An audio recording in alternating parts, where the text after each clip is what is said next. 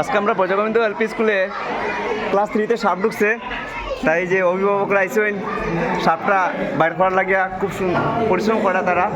এই যে সাপটা দৃশ্য দেখাবার চেষ্টা করবো। ক্লাস 3 প্রজাগোবিন্দ এলপি স্কুলে শালগঙ্গাতে। তাই এই যে সাপটা ভিডিও, এই যে সাপটা দেখা নেই, যে সাপটা দেখা যায় না, কিন্তু অনেক বড়, অনেক লম্বা। বইয়ের কারণে সামনে যেতে পারলাম না আমি। এই যে ফাল মারার চেষ্টা করে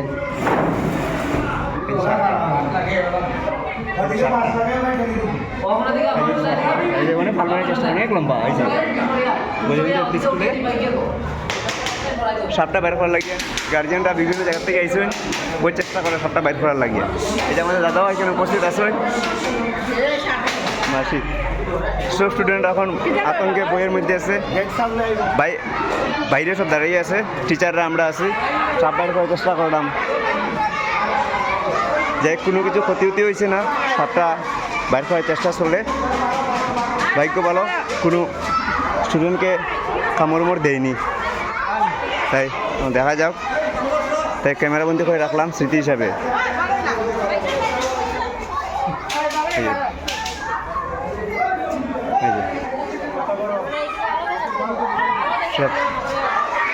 সাপটা বাইর করার চেষ্টা চলে।